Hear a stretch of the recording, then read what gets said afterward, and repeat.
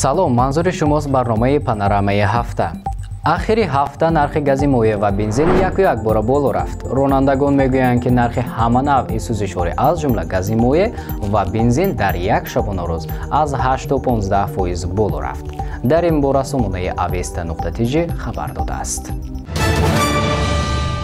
аз 14 то 19 март вазорати тандурустӣ ва ҳифзи иҷтимоии аҳолии ҷумҳурии Тоҷикистон дар заминаи пажӯҳишгоҳи тиббии профилактикии Тоҷикистон дар якҷоягӣ бо пажӯҳишгоҳи илмии таҳқиқотии эпидемиологӣ ва микробиологӣ ба номи Пастери Федератсияи Русия оид ба масъулияти аҳолӣ нисбат ба сирояти COVID-19 таҳқиқоти миллӣ мегузаронад. Дар ин бора Амид Ховар хабар додааст. дар Тоҷикистон баъди ба шиддат поин рафтани қурби пули миллӣ дар баробари доллари амрикоӣ нархи як халта орди 50 килогӣ аз 330 то 340 сомонӣ расидааст, ки нисбат ба нархи пештара 50-60 сомонӣ фарқ дорад. дар ин бора сомонаи Avesta.tg хабар додааст.